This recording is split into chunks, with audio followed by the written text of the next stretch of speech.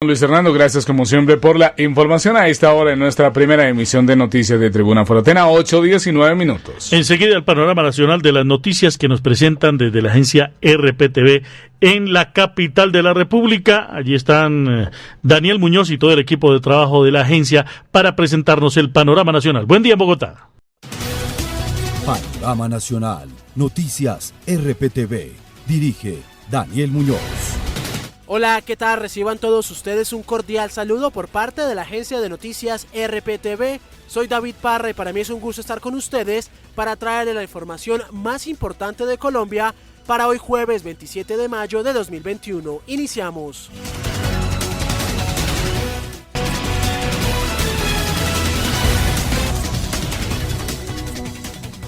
En otra información, la Contraloría de Bogotá realizó una visita a las estaciones de Transmilenio que fueron vandalizadas durante las manifestaciones presentadas en Bogotá.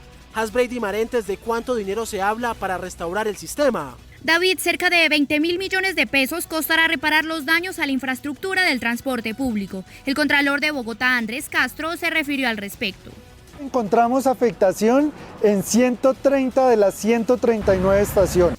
La recuperación de las estaciones y portales podría tomar entre 3 y 6 meses, afectando diariamente a más de 500.000 usuarios. Así lo informó el jefe del control fiscal. Y que de estas 48, es decir, cerca del 32%, estaban fuera de funcionamiento.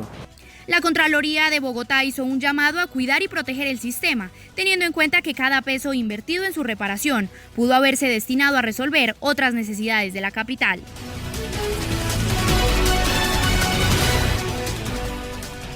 Con esto llegamos al fin de este panorama nacional de la agencia de noticias RPTV. Para mí fue un gusto estar con ustedes y que tengan un excelente resto de día. Hasta pronto.